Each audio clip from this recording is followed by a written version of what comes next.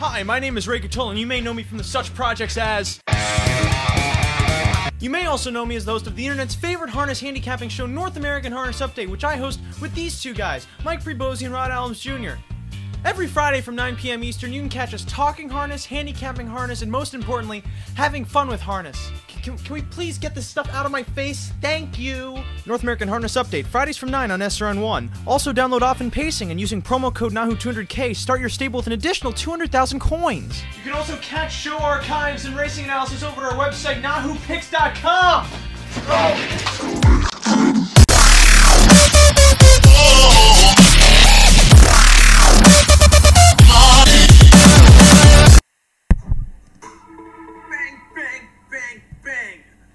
Shots straight into my groin, and I was off on the adventure of my life, and I sure hope you are ready to join me on that adventure. The continuation of shots into my groin, as famously said by Max Schulman, great author of the 1970s, 60s, some point within the Algonquin era. But this is not the show where I use big words. That's North American Big Word Update, premiering in January of 2027. This is, however, North American Harness Update, where I, Ray Catola, dressed appropriately in the garb of a 30-something man who just can't get his life together, yet sweats mostly for the sex appeal, joined here by Mike Prebosi and Rod Adams Jr. to take you through the weekend's harness racing action, including live harness racing action tonight, this evening, happening in the moments that you're listening to this show as it occurs. That's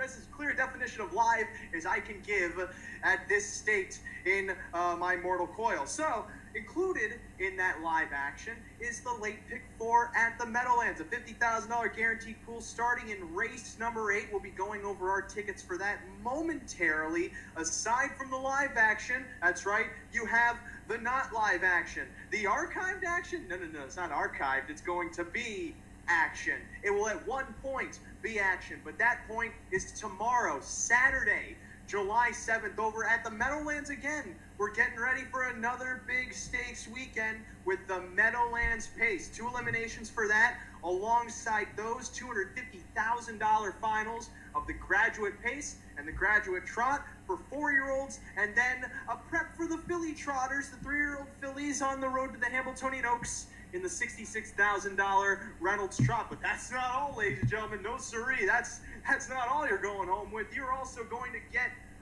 a late pick 4 from Running Aces for Sunday, July 8th. 75, or did they up the guarantee, Rod? Rod, did they up the guarantees? $7,500. $7,500 guarantee. No, 100. 100. 100? 100. No, 7,500. Right? 7,500. Rod, we're gonna get our fact checkers on it. Don't worry. This is where all your taxpayer dollars are going towards, funding unnecessarily complex bureaucracies. So in the hopes that the Republic doesn't fall. But that pick 4 also includes eliminations for the Dan Patch Stakes, the marquee race. And I don't mean to shout out a McDonald. Marquee race at Running Aces Casino and Racetrack for older pacers. That final happens Sunday, July 22nd, when North American Harness Update is live from Running Aces in Columbus, Minnesota. All that and more happening over the next 2 hours. So first things first, you're thinking, how are they going to jam-pack this 2 hours with 5 hours worth of content? That's a really great question. I would like to answer by going back to the day I was born. No. The first thing we need to do is shut Ray up, which is, extremely difficult. And then we start talking about races. Nice. That's pretty good. Well, not good for radio, but very funny for video, Ray. While Ray was silent, I was gonna do. What's with the tie, by the way? What's with what? What's with the tie? Did you not miss the introduction? I'm going for a new look this evening. Yeah, I got it. Oh, okay, now you get it. Okay, so it takes a little bit. That that's one thing that makes me unique from other performers. I'm a very cerebral kind of guy. It takes a couple of seconds for anything I say to really dig deep into the brainial cortex of the consciousness.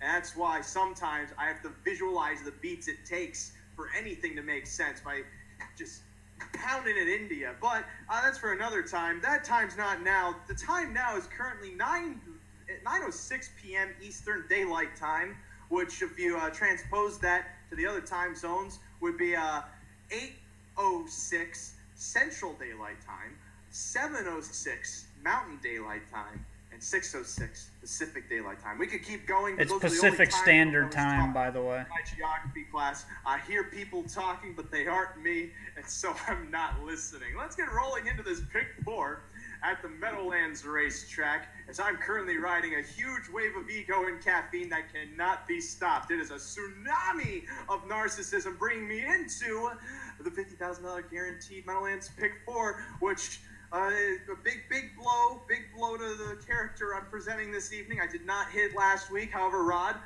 did give out the ticket last week for $500. Again. No, not again, because last week Rod has been off. I will agree. 2,100 when we were at Hawthorne, given out at NAHUpicks.com, and last week for $525? Yeah, 5 something last week. $525. If you're talking about the extra $25, Rod, I don't know if that's really relevant in context of 500 smackaroonies.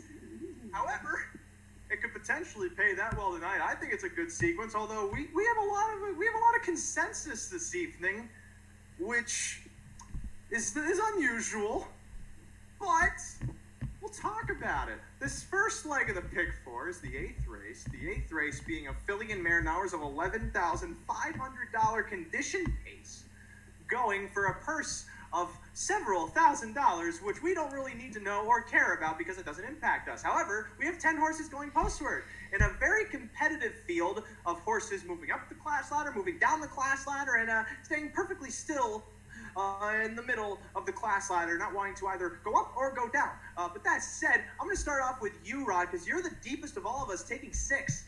Yeah, I'm 6 deep here in the 8th race. Start with the 1 Pen Pal. She loves the Meadowlands. This is her track. She's won here several times and been racing at Pocono. That's not really her type of track because she's a closer. She's best when she's coming from off the pace. And, being at Pocono, you can't really win with that style of racing very often. So the move back to the big track is huge for me. I think you have to have her on your ticket. The 4, Beyonce's Rockin', first over move last week, raced very well. It was against a bit cheaper, but, Dave Miller jumps on here. I think this horse has a shot and might look for a trip, but I think with the driver change to Dave Miller, maybe this is a wake-up call for her. The 7, Storm Tracker, last time was just okay, but, that was a pretty fast race there. Win 2 starts back, very nice effort there. And, Scott Zeron drives tonight. I'm not real sure why Tim Tetrick wasn't listed on this horse. He doesn't have a drive in the race. But regardless, she's been racing well. She's been racing against a little bit tougher horses compared to most of these, so I think you got to use her. She's probably going to be a little bit of a short price. The 8 Spring 4th, been racing very well.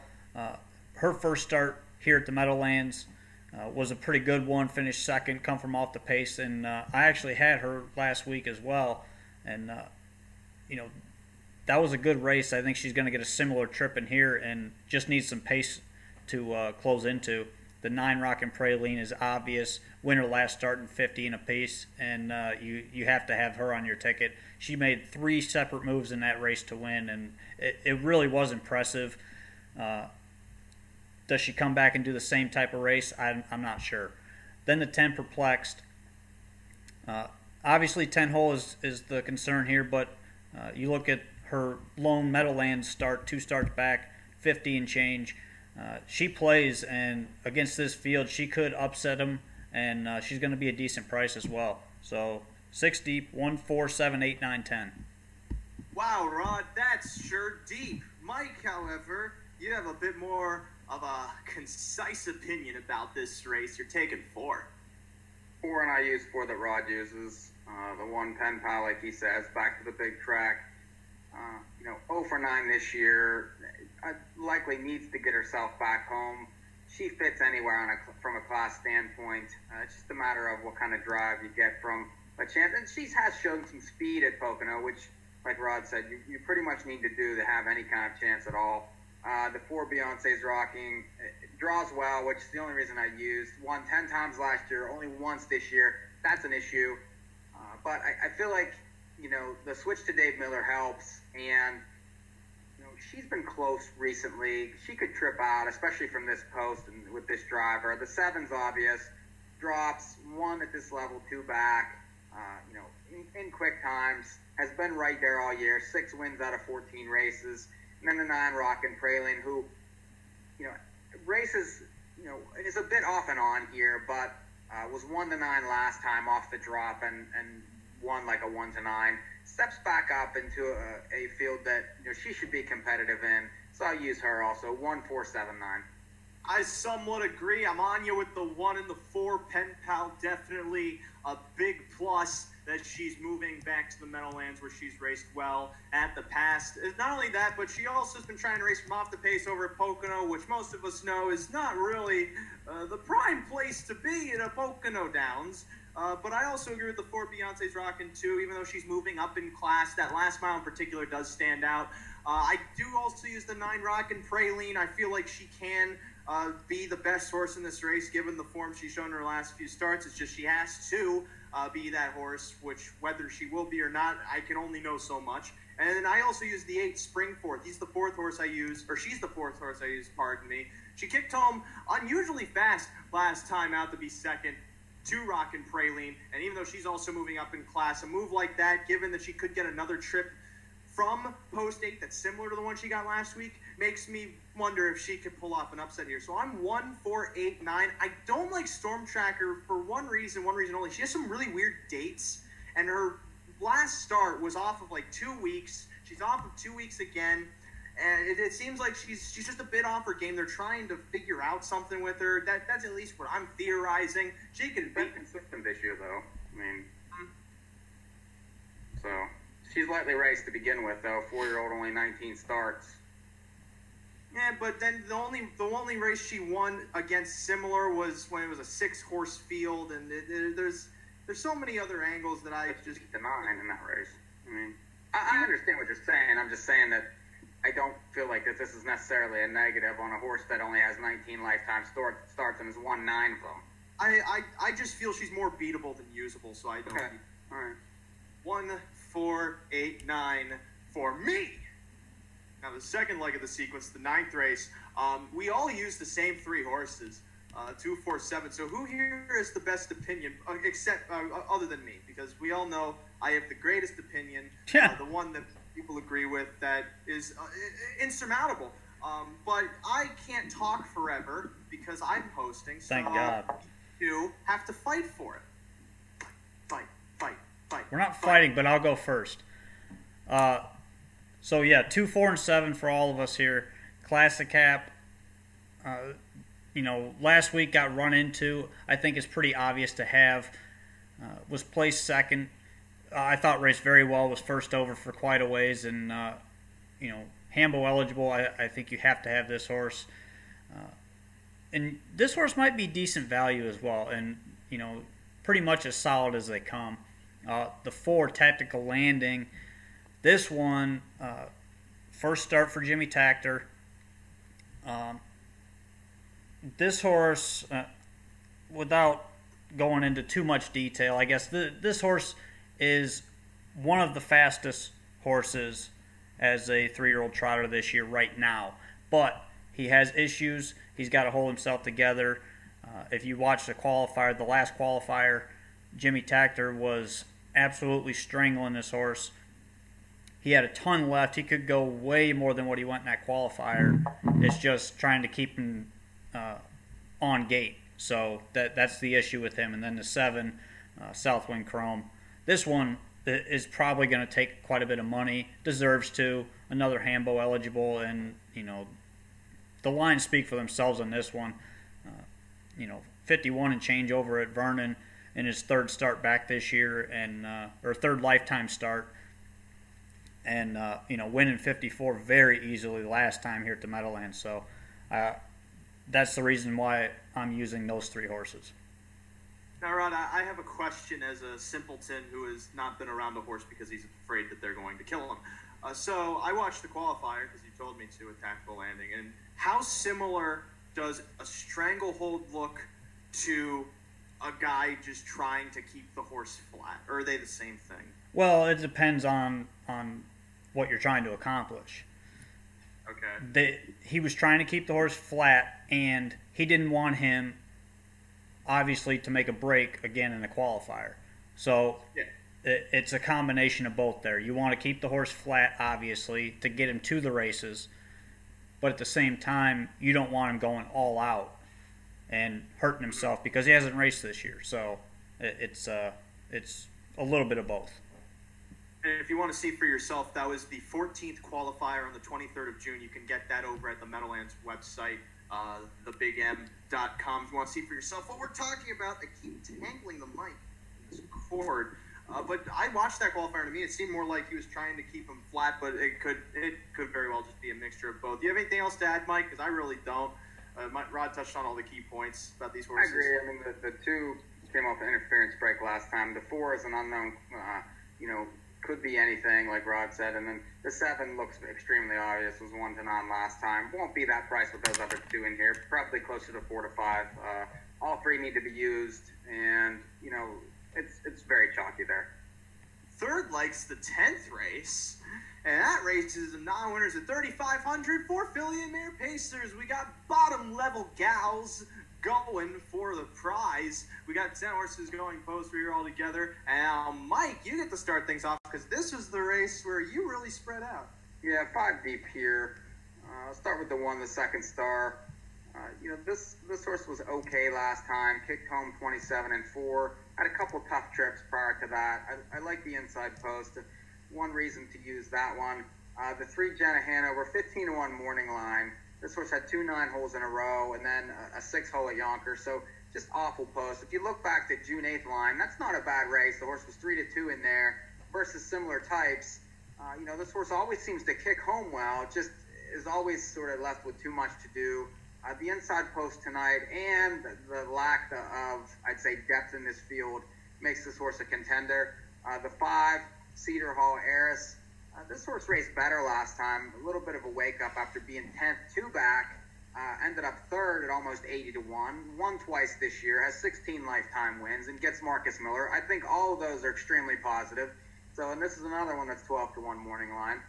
The 7, Sheer Talent. This horse drops from numbers at 5,000 into the numbers at 3,500. It comes over from Yonkers, and this is strictly to a trainer. I like Osceola no matter where he is. He's dominant at Woodbine, decent at Yonkers and decent at Meadowlands. There's a lot of positives with this horse, even though he doesn't necessarily like to win. And I'm more interested in the connections. And then the 8, I Command My Spirit. This horse has raced well at the Meadowlands in the past, has a 50 lifetime mark here, 34 wins, comes back from Philly. Those numbers at 4,000 races are really not very good. But I like the track switch, and I'm going to use him on that basis. So 1, 3, 5, 7, 8. Rod, you and I are in a bit more agreement here, except I don't like the second star, but you do. Yeah, I throw this one on. Decent price play. Was just okay last time, but you kind of take a look, and nothing in this race is any better than what this horse faced last time. I think she fits. She's got the rail. She's going to sit up close, and is going to be in contention the whole way. So that's why I'm using her. The 5, Cedar Hall Heiress. Like Mike said, this one gets Marcus. I like that. Good post. I think could work out a decent trip here and follow some cover if that's what Marcus decides to do. This horse shows leaving last time and got shuffled. I think he's got the option here, and a good price play in my opinion. And then I also go outside to the 9, Darren's Hanover. First over last time, just got beat. Gets Yannick here. Similar class, same class basically. Has been first, second, third, fourth, last 5 starts. This horse plays and doesn't win a ton, but plays the outside. Don't you think? She's gonna be bet. I don't know how big of a favorite she's gonna be, just because she's got the 9 horse. But she's a play, and even with the outside post, I think she's good enough to beat these. She's in contention every single week against this type of group, so I think you got to have her on the ticket anyway. So 1, 5, 9. Rod, can you pronounce the name of the 9 horse again for me? Darren's Hanover. Oh, okay. I thought you said like Darnia or something. I got confused. I agree with the 5 and the 9. I don't like the 1 just because she was purely okay, and it seems like she would have to really improve off of that effort to even beat the 5 and the 9, who I think are standouts on paper, considering too Cedar All Heiress was caught in a bit of confusion heading to the half and still kicked home strongly to finish 3rd. That line really stands out to me, and assuming that no confusion like that happens again, I can only infer that she's going to be a contender. But the 9, Darren's Hanover, I definitely agree, is probably going to be the favorite and the horse to beat in this race. Her outside draw doesn't really mean much, aside from she's either going to have to A, leave, or B, trip out, which then again, you look at any race, those are really the only 2 options you have. But nonetheless, there's not much else to say. She has decent lines that make her look good. I can't make it any more complex than that, so I'm going to simplify it to that. Final leg of the sequence, I'm 5-9 in the 3rd leg. The 4th leg is even more interesting, because not only did we all agree in the 2nd leg, we all agree in the 4th leg. We're all 4 and 8. So Rod was the spokesperson last time. Mike, why are the 4 and the 8 must-uses here? The 4 is extremely obvious. It's Chocolate Tom. I've had this horse for me win before. Had the 9-hole last time. Had a ridiculously wide trip. Still kicked in 27 and 4 against Iron Mind Bucky, who has a ton of class. That horse ended up at the bottom also. This horse draws well, is going to be big favorite here. Then the 8, I'm going to use Sweet Royalty, strictly off a wake up at Saratoga. This horse has terrible dates, but last time somehow blew out by 6 3/4 after leading by 12 at the half, and was 2-1 there in a quick time. That's a fast time for up there. If this horse is good right now, I would hate to watch him get to the front and just kick away. So I'm 4-8 to finish. Well, the other thing with that 8 horse, that mile was also off of a bunch of breaks, which I think makes it stand out even more. Well, a little bit. I think, with this horse, the move to the big track, these RC Royalty horses are all kind of big horses. If you remember what he was a big lanky type. I think a lot of them do well on the 5/8 or the 7/8 mile track, the bigger tracks. But that was a good mile last time, and the move back here against a field that is highly questionable, I think you have to have this horse even from the outside, and you're going to get a little bit of value. You're probably not going to get a big price in this horse, but there's a little bit of value to be had there. Potentially in the pick 4, given he is 5-1 on the morning line, and the 9 horse is for some reason 3-1.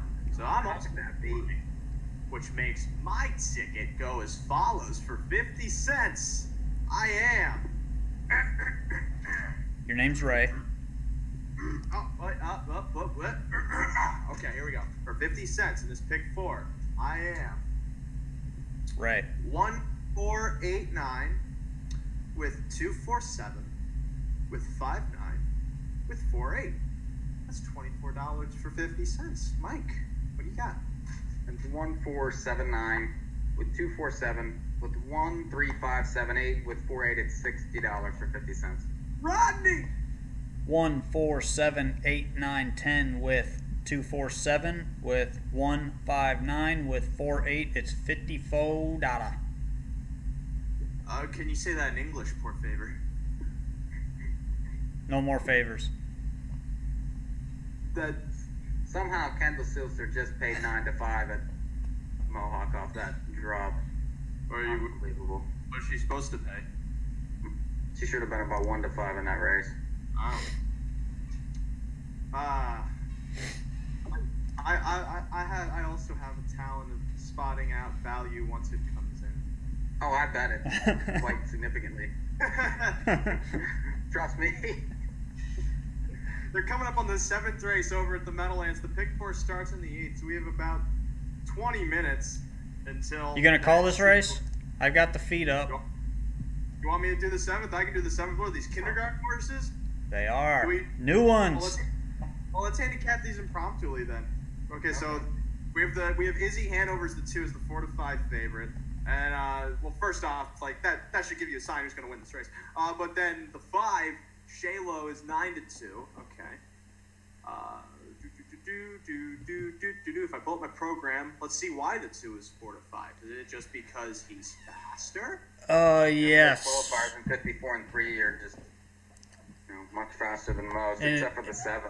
And Nancy Johansson was talking this filly up, said she was well in hand in the qualifiers. In both qualifiers, they didn't press her at all, and well bred too. Yeah, she's bred out the yin yang. Who was Ideal? Why is that name so familiar? It was a good mare. I just like the Western Ideal on the bottom. Ideal Newt. She was a stakes mare. Okay, that's what I thought. Because I remember seeing her in the Matchmaker, I think. Yeah, she made quite a bit of money. 5? There's another one. She's the second choice. Yeah, I don't mind her much. I'm actually on the 7. Huh? What? Well, you like all of Lanya's horses. But that Zero Tolerance did win first out easy. Yes, that's why I like the 7. Zero Tolerance was the horse that when it what was it 51, I believe. Yeah. I think it was at 46. No, it was like 51 and 2 or something. The horse that beat her in the last qualifier ended up winning. This horse has some sneaky speed, and 26 and 2 kicker in that last qualifier. That's pretty good. What do you think of the 1 in the race, just to maybe get a piece? The 1, Sweet Lucy Lou. You could use this horse maybe a little bit underneath, I would think. But I mean, there's things to like. 8-hole at Pocono, total toss. Raced okay there. It was 125 to 1, but kicked home well enough. Needs to get away close. Inside is completely ignored. It's 22 to 1. I don't know that she probably can't win, but she could maybe round out tries or supers. The horse that I don't mind at a price is the 4 Key West. Yeah, I know it's another Alanya horse, but shocking. But yeah, I mean, I get it. Look, I get the back qualifier. Yeah, I mean, I don't like when they regress though, like that second. Well, qualifier. no, like this horse didn't regress. Did not regress. That was a very slow half. Very slow half. Shouldn't he have kicked? Okay, I mean, I get that, but didn't. I mean, this is one that they weren't pressing. This reminds me of the 2 horse as well. They weren't pressing this horse. She was just following. I completely understand those types of qualifiers. That's how I used to qualify my babies all the time. But wouldn't you think that if they went slower, she should kick home faster? Not necessarily. If you're just going out there to get that second start in, get another tightener mile in is basically why you're going back out there. It's not to go out there and go faster. It's just to get another experience mile in. What about the 6 here at 19 to 1? Has had 3 qualifiers so far. It looks like maybe just had some issues to get around, but last out, gun to the lead and wired him over at Tioga. And I'd imagine that time at Tioga, it's slow, but the Meadowlands is also just a fast track in general, so that's why it doesn't stand out. She's 22 to 1 right now. Yeah, I mean, the horse is okay. That's another one I would just use underneath, honestly. or Callahan's trying to. I don't know. I just feel like there's no value. There's not a lot of value in the 7 in the race, unless you think that she can win. Yes. I mean, that's the thing. If you think she can win, then that makes the race playable. I think she can win. Okay, well that's fair. I'm not sure that they can beat the 2 in the race, but it is 2-year-olds. I mean, if you watch any of the Woodbine 2-year-olds this week, there's been a ton of upsets. But the track has been closers all week long. And that makes a difference. And I think especially with 2-year-olds, because a lot of those horses are raced in the front, and especially the horses that are running these fast qualifiers and racing well in these qualifiers. What do? They put them straight on the front and say go. Well, when the track's favoring closers, those horses fold up, and the horses that kind of sit back and are able to save energy end up winning at huge prices. Because these 2-year-olds are inexperienced and they're against the racetrack. And they're not really given much chance to win. Part of me wonders with the 2-horse, just because I see this all the time, if she just looks faster because she was chasing a faster horse, which makes me think she's beatable then. But at the same time, it's about which horse can beat her. And right now, it's the but 7. Here's the thing: this horse looks like 3 and 4 seconds faster than everything, not just like 1. And that makes a difference to me. Well, like the 5, for instance, is somewhat close. How do neither one of you like the 7? I don't dislike the 7. I don't want the 7 and 5 to 2 in the race. Yeah. I love 5 to 2 on this horse. 6 the whole way around. Yeah, kicked in 26 and 2, but didn't pass 1 horse. She was in with 0 tolerance. Huh? She was in with 0 tolerance, who won in 51 last time. Pass anybody else. I have 0 tolerance for that horse. I mean, show me you can pass a horse. We'll see. You'll see her pass quite a few right here. 10 seconds to post. I think the value is on the 1. Personally. I'm at 30 seconds. Oh, you better refresh. Yeah, it's 1. They're going. Oh, well, I can't bet this race then. Why not? Why wait till the last second? I didn't bet the race, but I think that the 1 is some value underneath. I thought about playing a 2-5 exacta. And it's going to take me a while to refresh for some reason, because I think my broadband's being eaten up by the summer heat. Not me. Did it refresh? Did it refresh or no? I'm still waiting. Oh, well, if I could pull the program up as they were going here. Wow. This is much better than a race call that's 30 seconds behind. Prairie Meadows. I don't want Prairie Meadows. Although Eurobond's racing there. Okay. Here we go. So they're passing the quarter. Izzy Hanover is moving up to take over. Key West third, 28 won the opening quarter. Tall Drink Hanover sits 4th. In front of a Beach Cowgirl 5th. Shalo is 6th. Joyce's Choice is 7th, and Ever After trails. On down the backstretch, passing 3/8. Odds-on favorite Izzy Hanover in front of Sweet Lucy Lou by a length and 3/4. Sitting 3rd, then Key West from Tall Drink Hanover 4th. Beach Cowgirl remains 5th, beginning to move to the outside as Joyce's Choices from the back initiates her bid overland, looking for cover, while Ever After gaps through a 57 3/2. 29 and 2 that second quarter, moving into the far turn. Izzy Hanover, a length and a half in front. Sweet Lucy Lou still sits the pocket. First up from 5th, a Beach Cowgirl now ranging up to challenge leader on their way to 3/4. Shuffled back to the inside. Key West, as is Tall Drink Hanover, while Joyce's Choices gaps covers second over. Shalo enters the flow now to be third over. Ever After then about 5 lengths off this field as they come on to 3/4. Izzy Hanover passes that station in 126 and 1. A Beach Cowgirl to the outside, now a half length away, while Sweet Lucy Lou chases to the inside third as they're into the lane. Izzy Hanover to the inside, outside a Beach Cowgirl trying to get by. She's hanging a touch, now a length away off the rail. Key West rallying lane With Tall Drink Hanover, the line's coming. Izzy Hanover's holding sway. Key West again ranging up, but Izzy Hanover at the line. My feet froze right before the line. You got there. Hold on! From Key West. That was tight for third and 153 and 2.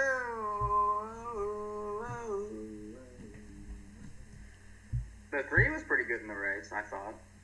So what did that end up finishing there? 247. It was just the chalk and the 2 Alanyas. So if you want to, fairly typical for most 2-year-old races at that place. How good was the 7? Not that good, as far as I'm concerned. What? Horse was the whole way. I like the 3 better. What do you want a fast closing third? How good was she? At 5-2 in the race. How good was she? Look at the last half. Look at the last half. Okay, but she didn't win. It's 55 and 4 on the board. Make any impression on the top 2. So how good was she, Rod? She was a fast closing third at 2-1. You're missing the whole point. That's a 55 and 4 last half on the clock. Now, what's the point of if you bet the race, the horse is 5-2, and you're a fast closing third? How good was she? Tell me. Help me. Look at the clock. I don't care. That's what I'm saying. That's how good the horse was. I'm just waiting this one out. But as far as this race goes, she was just okay. No, she was good. It wasn't good for the bettors. The horse She was pulling and where the 3 was, or behind the 3.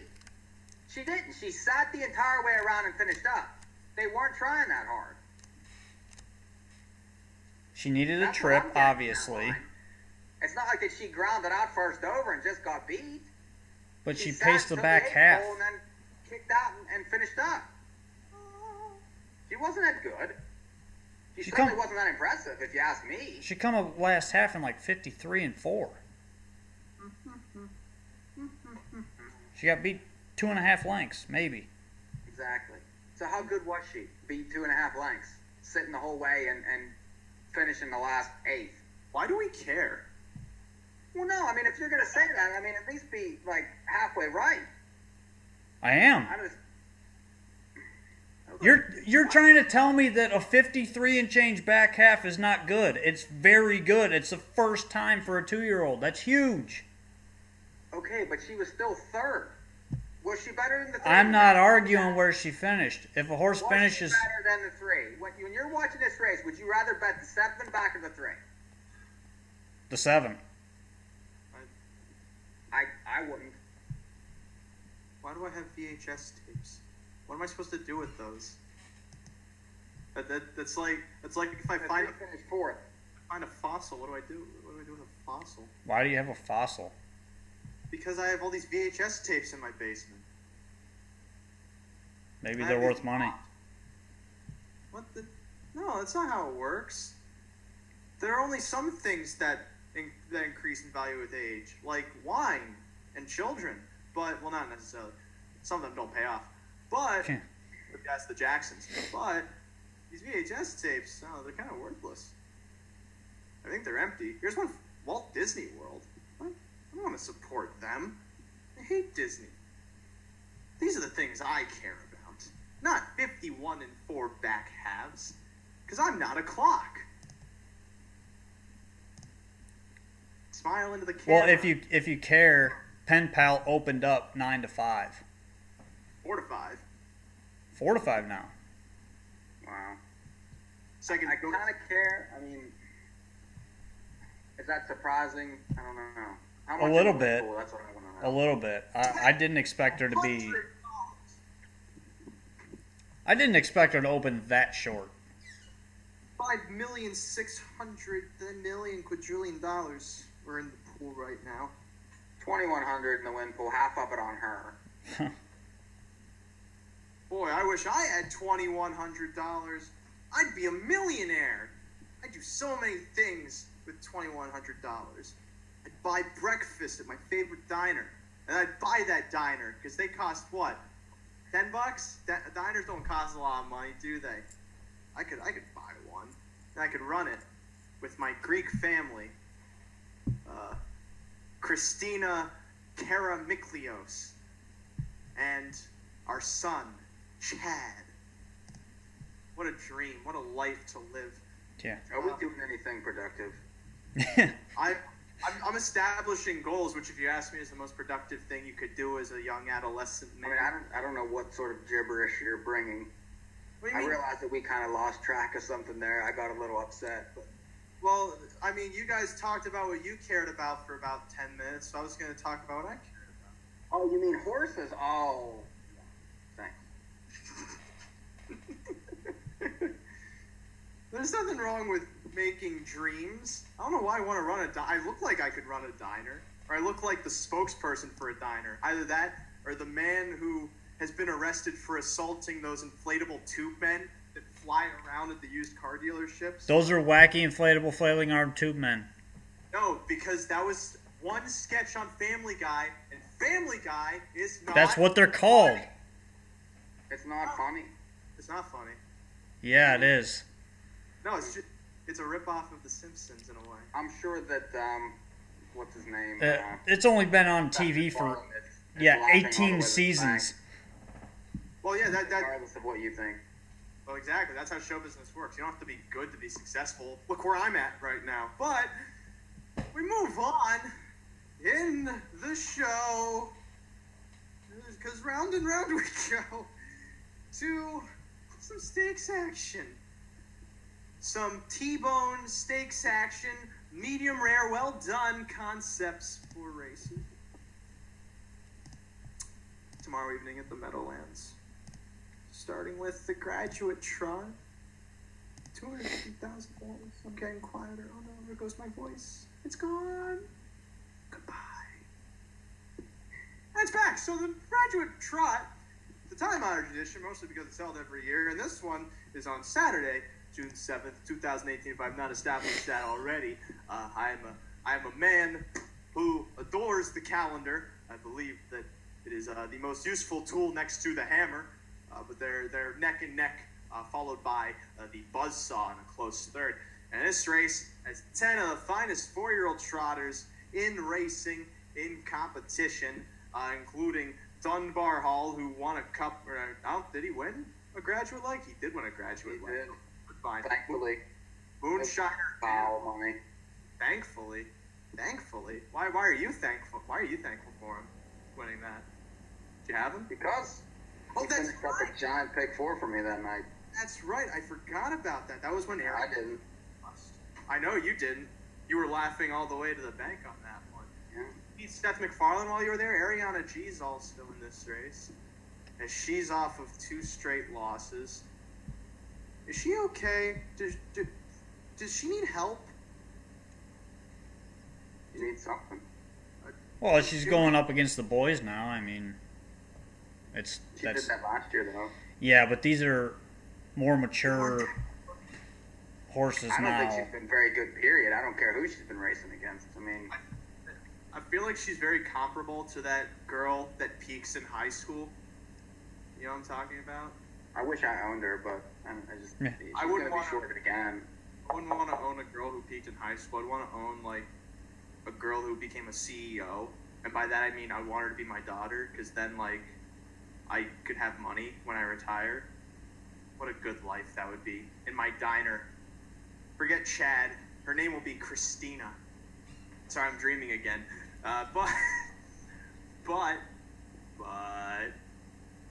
But she's in here. She's 3-1 on the morning line. I don't think she goes off the favorite, though. No. Who does? I feel like Dunbar is more deserving. Off the break, though? What's a break? What's a break other than a standard bred wanting to be a thoroughbred? And this horse was 8-1, 9-1 the last 2 races before that. And you Who think is that one? if this horse wasn't even a favorite as a preferred at Woodbine? 8-1, 9-1 would make him second choice to Ariana G in those races. Would it not? No, he wasn't, though. There were other horses bet in those races. Well, okay, then who is it then? They're not going to make Moonshiner Hanover the favorite. It's possible. Ariana G is going to be the favorite. Okay. Just because of name recognition, I think, for starters. I think that there are question marks with a lot of the other horses in the race, so people will default to what they know, and that's her. I'll tell you guys who I feel should win the race. Probably the horse I like. Okay, we're gonna say it on the count of 3. All right. 1. Go ahead. I know who you like. Go ahead. No, Mike, I'm trying to make this fun. It's not. 2, 3. It's not. You make the worst youth pastor. Donna, though. International Money should win this race. That's who I like too. Then we could have had a moment. What's wrong with you? Funny thing, we're all on international money here. Yeah, I mean, that's, I have some Canadian dollars in my underwear drawer. If that means anything. I just took mine to the bank and pretended they were American, so I got the same amount. That sounds illegal. If you or a loved one have been scammed by Rod Allums Jr.,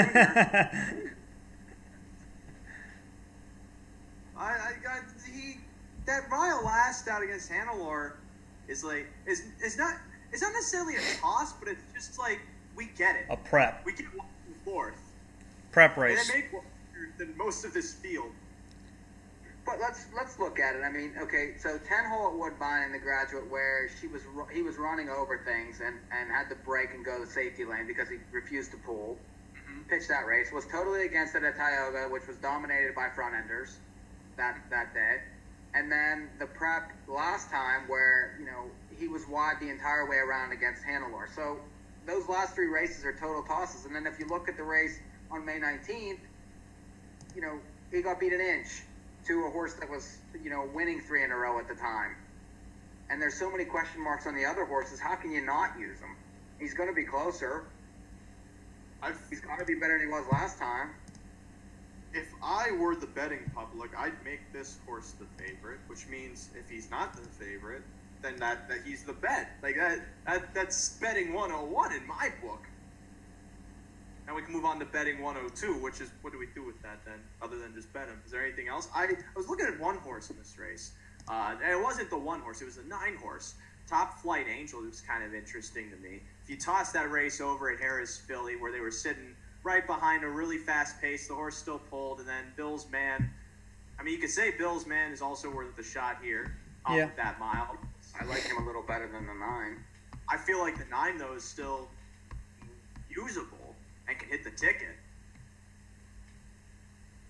Like, if you want a big bombs away, bluey kabooey trifecta. I don't hate the Woodbine line, but that race set up for him there. And then the Tioga line was on the front and couldn't finish. I don't like that.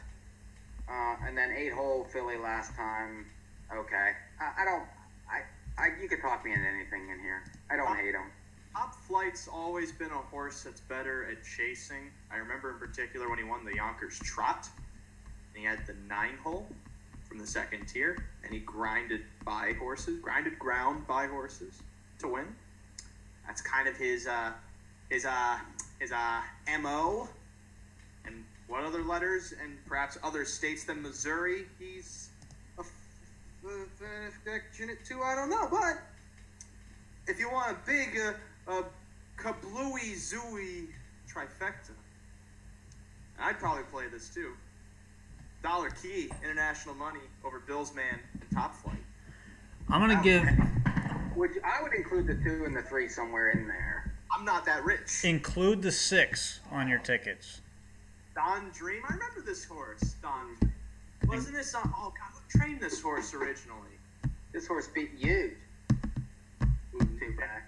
Oh, never mind. Yeah, this horse fits, and he likes the big track. He's a closer. Why do you think he likes the big track? One, he's a closer. Well, that was because I see a lot of wins at Delaware and Pocono. That's mostly where he's raced, though. Yeah, he doesn't have a lot of starts on the big track, so I think he's going to be. He likes it then? He was going by everybody in the Graduate when he broke, and it looked like a speed break. I think he's going to get drug up. He's going to get a nice trip in this race, and I'm not saying the horse can win. I'm saying he can hit the ticket, and he's going to be a giant price, probably 30, 40 to 1. Right. He'll be 100 to 1 easy. No. 100 to 1? Not in this race. There's two... It's a wide open betting race, in my opinion. And that's why. What do you think he is? 50? I say he's probably like 30, 40 to 1. Semantic. But regardless, I mean, I think he can hit the ticket. Some people know that about me. I think he can hit the ticket, and he's going to be a big price. Why not use him in your exotics? I'll tell you why, Rod. Because I only have so many dollars in my wallet because I have to. You ain't got no dollars. Ray's trying to code deck triples. Did I not say 13 of my 15 children? I don't have enough to feed the other two because that's where the other $2 goes. A little dark, but when the sun goes down, what do you expect? It's not going to be bright. It's not going to be light. Well, 0 minutes to 8 at Meadowlands to start. They're coming out to post parade right now. I heard how Mike was saying because he left out all the prepositions and it sounded funny. I do. While we got a minute here, do a few shout outs. Cheyenne, who used to work for me in Chicago, he's watching. Scott Mance, Sam Pisano, Tracy, Terry Culfer, Raymond Lance. Nice. He's watching. Putting in a ticket. He should be taking our pictures. He will be if he ever wants to come see us again. He'll be at Hambo, I imagine. Charles sent me a DM. Me too. What do you say? Mike's going crazy. Shut him up. No, I hope he didn't say me too. He said, Ray, the FCC will kick you off the air for saying you have international money in your underwear drawer. That's explicit. Which, I guess it makes me sound like a really exotic gigolo. If you take it that I don't think anybody's going to confuse you there. No. You're in the clear there, buddy. I mean, but, it's good to have dreams. You were talking about that earlier. This will be my last show. Here we go again. As I do all the time. I go to work on my libido. I hated that sentence so badly. I'm going to read off our pick fours to remind people what we have. Rod, I just punched mine. Did you play it? I don't I just played it. Yeah, I played. I played mine earlier. But then the punching helps, but playing it. Okay, so here's my ticket for 50 cents. I'm 1489 with 247 with 59 with 48. That's they're on the feed right now. I know, but there's also radio, Rodney. Mike is, I don't know why I yelled, but it's therapeutic. Mike for 50 cents is 1479 with 247 with 13578 with 48. That's $60.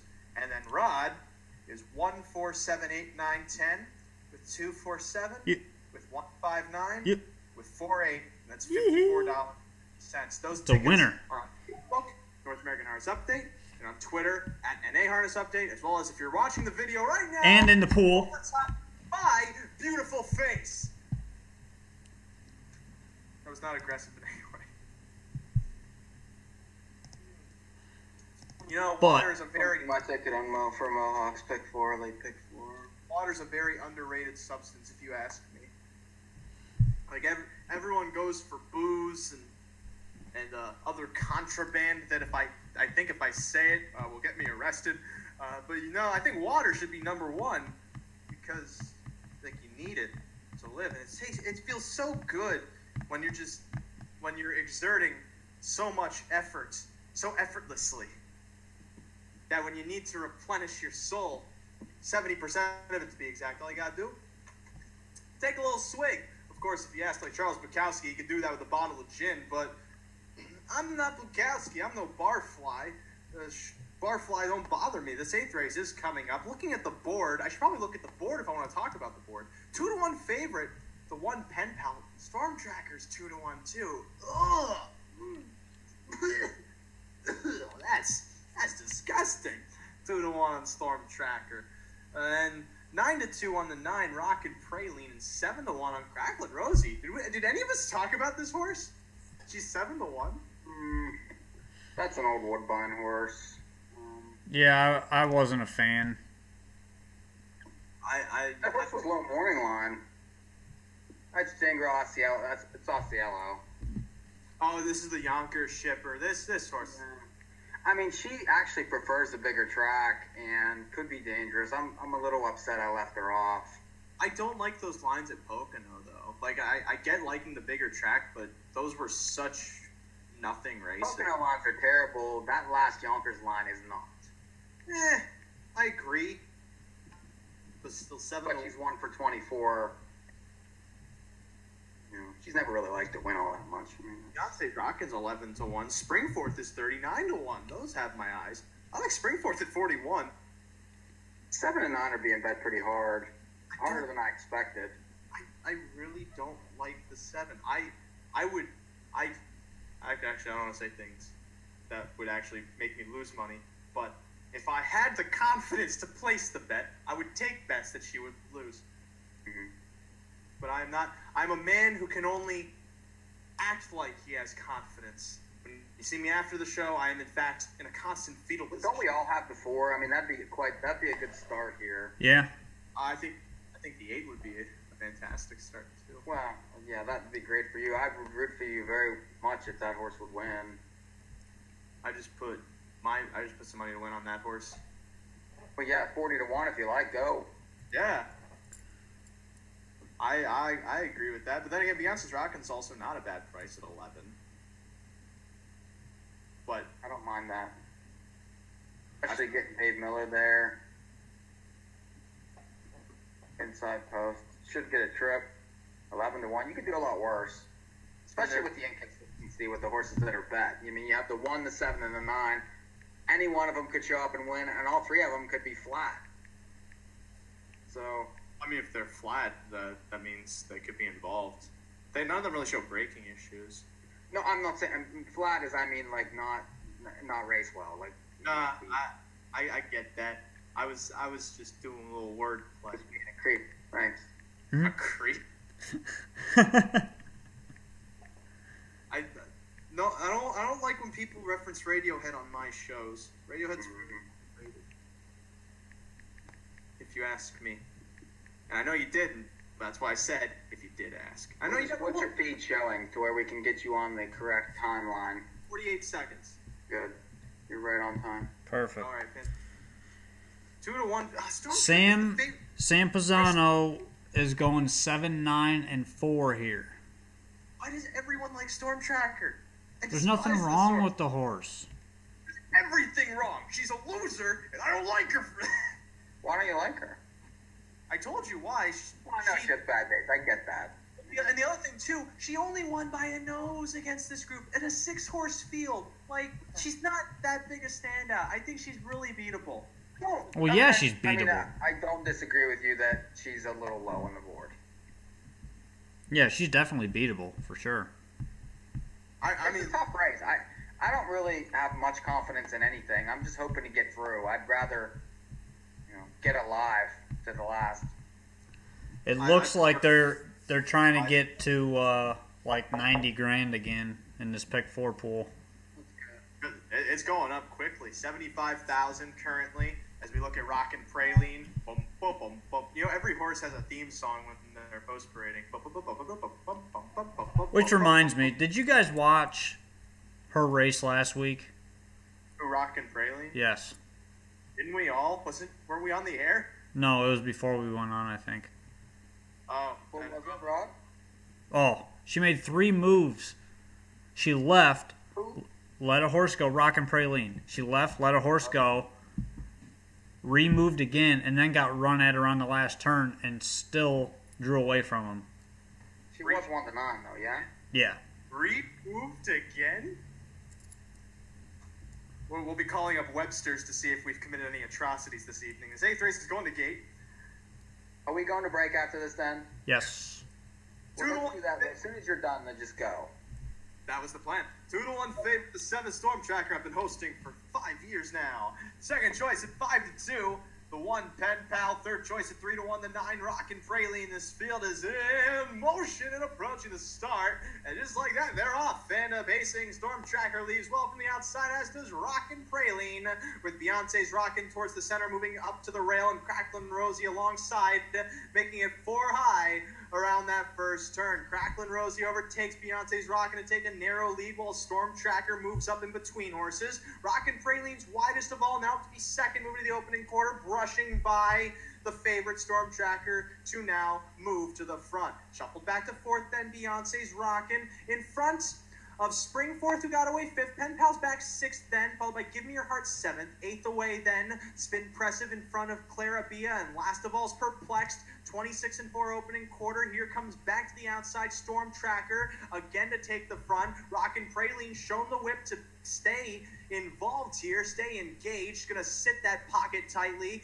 Third, then still Cracklin' Rosie to the half-mile station. First up, Beyonce's Rockin' through a quick half, 55 seconds, 28 and 1 that second quarter. Spring fourth's on cover, second over, moving to the far turn, to the inside, moving up, comes Spin Pressive to the inside of Pen Pal, who is third over. Fourth over's Give Me Your Heart to the inside. Clara Bia remains second to last, and Perplexed still trails about 6.5 lengths off the lead of Storm Tracker to 3/4. Beyonce's Rockin's inching closer and closer. Inside, Rockin' Praline needs room. Second up comes Spring fourth in 1:23, 28 seconds that third panel. Turning into the stretch, it's Storm Tracker to catch. She leads by a length and a half. Rockin' Praline looking for room to the inside. Outside, Beyonce's Rockin'. Deeper on the track, Spring fourth, and here comes Pen Pal unwinding down the center for LaChance. Pen Pal is surging to the lead while Rockin' Praline battles on towards the rail. In between horses comes Beyonce's Rockin', Praline, and Pen Pal. They come to the line. It's Pen Pal getting a nose ahead in front of Rockin' Praline second. Looked like Beyonce's Rockin' held third in 1:51 and 1.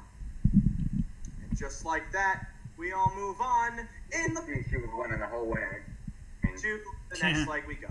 And not only to the next leg we go, to break we go when we come back with more North American Harness Update here on SRN1 and on this wonderful invention we call the internet, which at the same time will destroy us all, with a second hour of North American Harness Update coming up after this.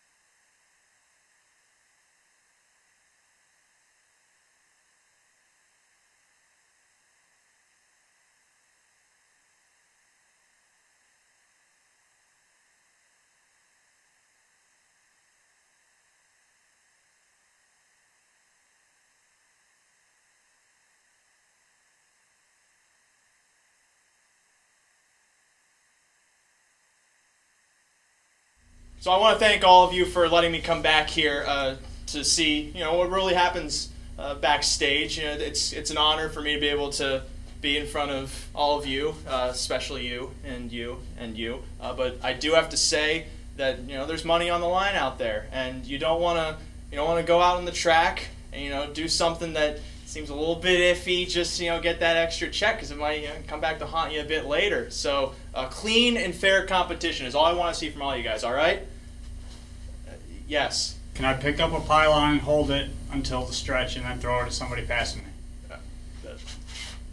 That to me does not sound clean and fair. That sounds, in fact, not clean and very unfair. And also kind of inconvenient. So, are you getting off the horse or?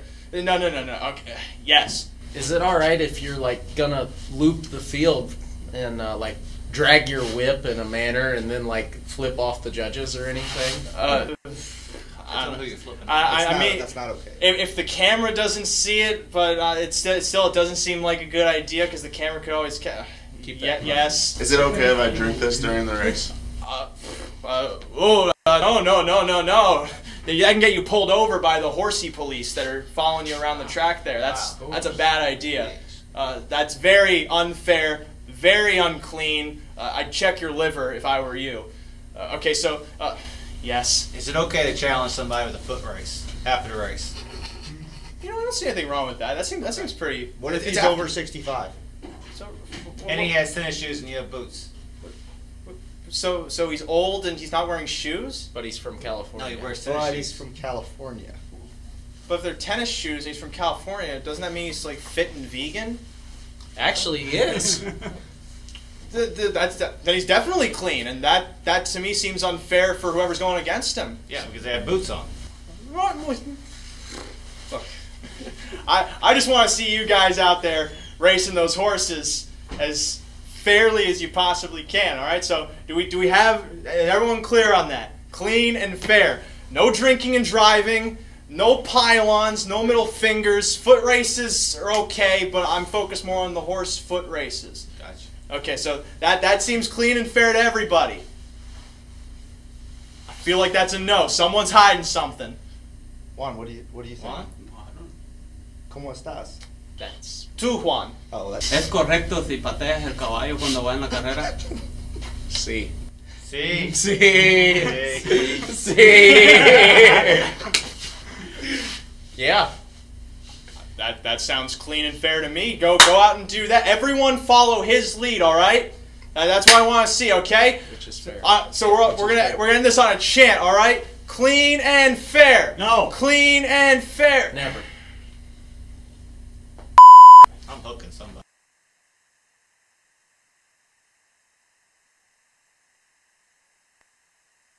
National News until 2011 and was host of CBC's The National before that position. Sunny and 25 in the forecast. I'll have more updates on SRN1, 20th anniversary SRN1, for now in full palm. Thank you, Phil, and welcome back to more of The Gong Show. I am Mike Myers, joined here by Mike Prebozy and Rod Allens Jr. If you joined us for the first hour, you know what happened, but if you didn't, here's a rundown, except it's not going to be a run. It's going to be more of a leisurely jog, if you ask me. So in the first hour, we talked a bit about the graduate final for the 4-year-old trotters, and we all agreed international money should, in theory, win that race. He appears to be the best horse on paper and could offer the best price. And we all also advanced in the pick 4 at the Meadowlands, the $50,000 guaranteed pick 4, which exceeded that tremendously. I think the pool got up to around 80,000, if I'm not mistaken. It was over 75. Ray, turn your thing down. Turn my what down? Turn your volume down. You do this every single week. Now we're good. See, well, here's what you don't get. I'm loud. He is loud. That's all there really is to it. He is loud. And so we all move on to the second leg of this pick 4 at the Meadowlands, where Tactical Landing is the favorite at 4-5. Told you. And then the second place at 3-1. Did you say told me? Knew he was going to be the favorite. Well, what good does that do you? If he wins, he only pays like $3.80. He's not the favorite in the pick 4. You have $4 now for that one. He's not the favorite in the pick 4. Okay, they usually put it up, so let's look. We don't have to speculate. And the second choice at 5-2 now is the 7 Southwind Chrome. Third choice at 4-1's the 2 Classic Cap. That race will be stepping onto the track momentarily. We have the option to stick with this race, or we could talk a bit, I think, about the first elimination of the Meadowlands. Yeah, we got Okay. I'd rather. Well, do actually, commercial on Meadowlands feed. there you go. I just saw that and I had to turn it off. I don't like looking at myself. So We don't like looking at you either. That's why I'm the. I think that's one of the best things you've ever done, personally. But Yeah, I don't like thinking that way because then I don't grow. This elimination for the Meadowlands pace is the first one of 2, $50,000. I think a total of 15 horses, and dropped into the box for the Meadowlands pace. And in this first elimination, we got Hayden Hanover. He was 3rd in the North American Cup elimination, 9th in the final. He's coming off a second-place finish to American history in a really speedy mile of 147. Albeit it was only 87 degrees. I thought it was 97 degrees that night. It was a scorcher. I'm not just talking about the mile. Stay Hungry is the second choice here at 5-2, and well, he's not. I think he's morning line favorite at 5-2, and he's coming off a 4th place finish in the Hempt. And Nutcracker Sweet, you guys already know how I feel. This horse should have won the Hempt final, and I feel is one of the best pacers in this division right now. He's 7-2 on the morning line, and I feel like I can't really stray from him in this race, unless you think big, dream big's really gonna pop all of a sudden. Nah, I think it's the 5 and 6. I like the 5. I do agree that probably should have won the Hempt. Just missed and was 30-1. Did get a decent trip, shuffled and then, flew home. The big track can't hurt him at all. His best race, if you watch that North American Cup elimination, that was by far his best race, where he was first up pretty much the entire mile and got beat a neck to a horse that tripped out for Burke. And then no chance in the final, was out the whole way again, lost the lather up in the elimination of the Hempt, and then we talked about I feel like that he should probably be the favorite. Stay Hungry really had no excuse, was in a perfect spot in that Hempt final and couldn't finish it. But the big track suits him better, and I think that that's the only thing that could maybe, shuffle those two. But I think it's those two. I don't want anything. I don't care that horse went 47. That's, that was a goofy night to begin with. I feel like a bounce is looming very large for that horse. I agree fully, because that was during the heat wave, if I'm not. Yeah, and that track was crazy. I mean, whatever. The horse I like a little bit, maybe not to win the race, but I think he's going to be close, is the 3, This Is the Plan. He made the break in the Hempt final. He just didn't look comfortable the whole race to me. He ducked him, he was on the outside, and, just kind of was going along, and he just looked like he was irritated from the word go. Obviously, he did not want to be ducked, and he's one of those horses that just likes to go all the time. And I think this is one of those races where there's not a ton of early speed, and he could get a trip up close, maybe on the front of the 2-hole. And if he does, I think he's going to stay close because, short field, and he's been pretty good other than, when he got yanked back to last in the Hempt final. So I think, he's going to be more comfortable up toward the front of the pace, and he's one to play in exotics, and, he's got a little shot to win, I think. Well, if you're talking exotics, then I know he's coming in off of that freaky mile, but Captain Deo seems like he can make this final easily and hit the board. My problem in this race, I don't like any 1 or 2 horses in particular to win the race. So I'm going to look, kind of watch the board and see where the value's at, and kind of go off what's being played. I don't think that there's anybody that can win but the 5 and the 6, if you ask me. I don't think the 3 has a snowball's chance to win the race. Unless the 2 is some sort of, doubles up on that last race. I don't think that horse can win the race. I don't mind the 4's Meadowlands races. I think he prefers this racetrack. but he's won 30,000. You know, I mean, that's, you know, he needs to prove himself. The lightly raced horse. Even still. I mean, Nutcracker Sweet. He's a nice horse, but he's also a trip horse. He makes money. It's the easiest field, though, he's seen in a long time, Rod. There's no Lather Up, no Springsteen, no West of Light, even no Burning Midnight, for God's sakes. Plus, I don't really... Well, Burning Midnight, I feel like, is the outlier in that entire list. I know, but I'm saying he would be he's better than most of these horses. I agree. I wouldn't He's a trip necessarily horse. say trip horse, because even though he lost that North America Cup, there are so many other horses that would have folded way worse than he did in that race. If this horse doesn't still over 6 this year, no semblance of a trip, and probably still win. I'd imagine. I like him too. I agree with you. I like him if he gets a trip. Maybe he's a great. That's how I like him. He needs a trip. Well, there's difference between a short field. Horse races. Yeah, it's a short field, but that's why I also like the 3. I think he's gonna get a trip here, and he's gonna be close. And it's second time Lasix, which you guys know is a huge angle of mine.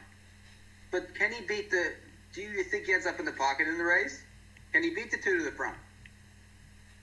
The 3? Yeah. Oh yeah. Okay. I mean, if you think that, then he's probably on the front. Because the 5 and the 6 aren't going to go. I mean, that's just not their MO, really. I agree. They're going to sit.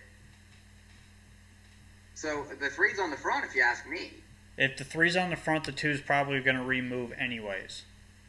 Okay. Well, there you go. So that's the way they're going to line up, and then they're going to launch from the back. I mean, that's just how I think. The race is going to set up. Either way, like Ray says, you know, this horse can take a ton of air, and, you know, as soon as he pulls, he's going to be out there. My only question is, you know, with Stay Hungry on his back, is he going to be able to hold him off? Which that's a valid question, and that's also Stay Hungry's best trip is racing second. Right. Proving that. That's where he's going to be. I mean, it's possible without doubt. I don't really know. If I'm looking at the board, I feel that at the end, Nutcracker Sweet's the better horse. And if he's not the favorite, then that's the play. I don't know if he's the better horse, but right now I think he's better than the 6 is. Like, right now. That's all I don't know about... Right, meow? So. All that matters is right now. I'm not trying to predict which horse is going to be better August of... No, but you know what I'm saying. I feel like the 6 has a ton of back class in the race. I mean, the 6 has made $650,000. You know, was an excellent 2 and is a decent 3. But I just feel like maybe the 5 is a little better this week. Maybe not better horse overall, but, you know. There's one thing to be a really good 2-year-old and still be a good 3-year-old. But with Stay Hungry, it seems like he's kind of stalled in his development. He hasn't really turned that 2-year-old form into good 3-year-old form. He's still kind of... He's run into some toughies. I mean, he ran the Lather Up in the NA Cup final. Then in the Hemp, I mean, that he got the 8-hole in the elimination, just wanted to make the final. I personally thought he should have won last time. He was in a perfect spot and just didn't finish. Which, at the end of the day, this conversation really doesn't matter when Nutcracker Sweet pays $9 and I have 20 to win on him. Oh, you're not going to get that. No way. When If you get bucks, you run the freaking window. Yeah, Pays $3. if he pays 5 to 2, I'd be surprised. Yeah, I agree. I think he's low. I don't really.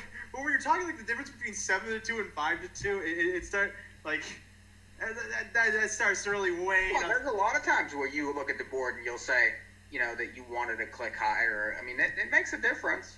Well, it's different because I actually really like Nutcracker Sweet. So you would be willing to take 2 to 1? I think so. Okay. I mean, I'm good with it too. I feel like that he's the most obvious. Meanwhile, 16 seconds to post here for the 9th race at the Meadowlands. They're going to gate. Down to be the 6 to 5 favorite, the 7, Southwind Chrome. Tactical Landing is 2 to 1. He's the second choice. Classic Hap at 3 to 1 is the third choice. Everyone outside of that is another choice. Some of them might be your choice. This is 9th race. Gets in line. in motion and approaches the start. Bizarre off stride before the start. Callahan trying to get him back on gate, but he's refusing. The rest are away. Southwind Chrome leaves out from the outside with Classic Cap to the inside, leaving 2. Tactical Landing from in between also moves out for a spot to the first turn. He's going to float away 3rd in front of Quantum Kemp 4th, while Lynn's Little Justin trots into 5th. 6th away as they move on to the opening quarter. Pandora's Box in front of Boxing Gloves 7th. Broadway Bruiser gets away 8th, and it's a long way back to Bizarre, who broke behind the gate. He trails the field, while Classic Hap leads them through a 28-second opening quarter. Southwind Chrome, the odds-on favorite, is going to sit pocket to the backside with Tactical Andy stalking them from 3rd. Quantum Kemp's gapped out 2.5 to sit 4th. Lynn's Little Justin, longest shot on the board, trots 5th, then about 5 lengths off the lead, held by Classic Hap as Smetshammer shows him the whip to the half-mile station. They're past 3/8, and here comes Tactor out of 3rd with Tactical Landing.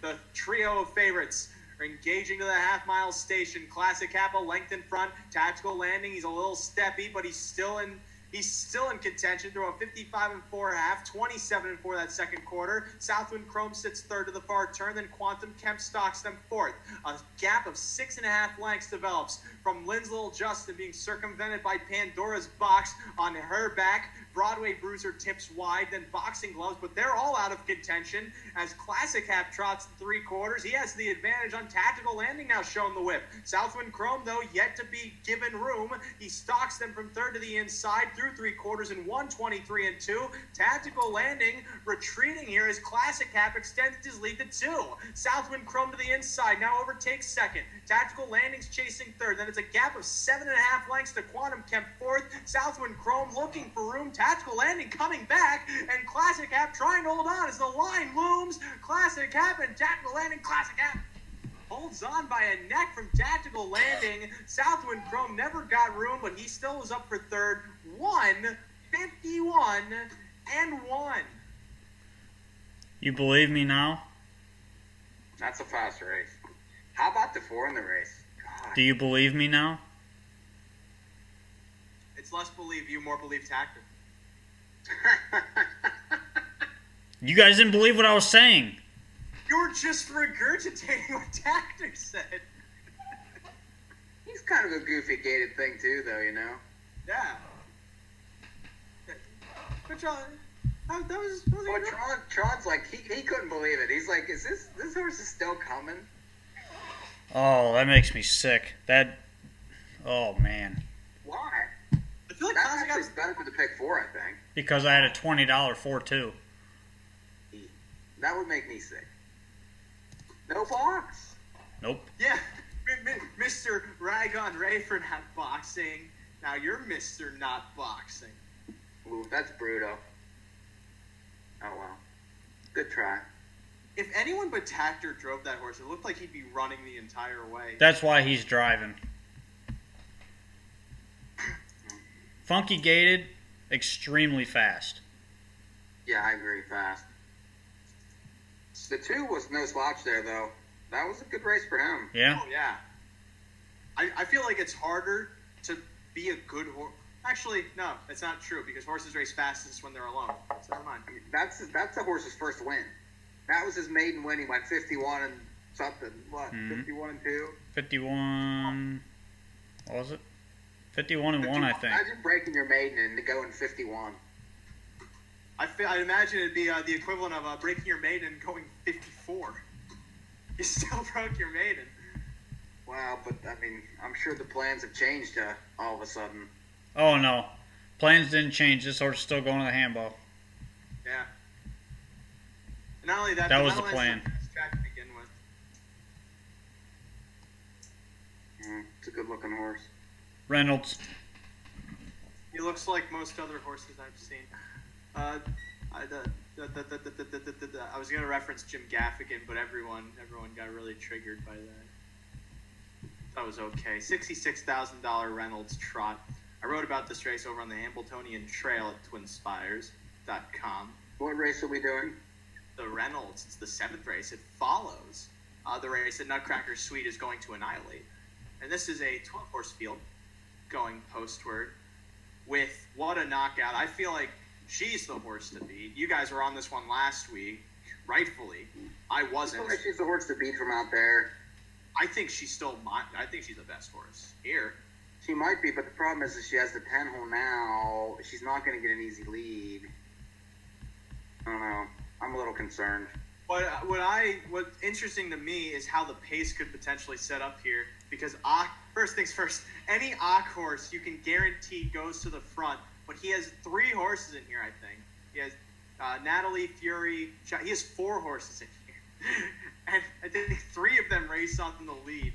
And I doubt they're going to battle with each other. I don't know if there's a fast race. Because if it's really fast going out early, that really does not work well for the 10. Because she seems like race on the front and that's it. However, I feel Repentance is probably the value of this race. She's been racing very well as of late. Coming off a win over at Tioga pretty handily in 55 and change over that wet track as the favorite. And from the outside, she can get carried into the mix very easily. I feel like she could take the air. She looks good, but she's not going to be 6-1. I mean, she's going to be bet because, like what you said, there's a lot of speed in the race. I think the 2 needs to be looked at for sure. For Tactor, draws inside, gets Yannick, really nice qualifier, came home 27. Draws perfect. Those stakes races are very good. The horse made $240,000 last year. Probably should get a decent setup behind the 3 who's going to get the front. And that's where he's sitting. This horse has been on the lead the last 3 times quite easily at half mile and 5/8 mile tracks. From this post, he's going to go again. This horse won from the 10 hole at Vernon in the console. So, very sharp. I like the 3 best. I like the 2 second best. And then the 9, like you said, with getting the setup. My concern with the 10 is the previous braking issues. The 10 hole, last time, she got it all her own way. She was fast. She was by herself. If you remember that race, she wasn't challenged till late. That's not going to be the case here. The 10 at Vernon is the 2nd tier. That's okay. Still came from off of it. Oh, no, I know. But I just didn't know if you thought that. Who got away 7th out of 9 and had to pass, a bunch of horses there. I don't mind that race at all. Actually, I think it's a positive that the horse won from the 2nd tier. And I mean, it could be comparable class-wise. I remember looking at that field, that collection of fillies.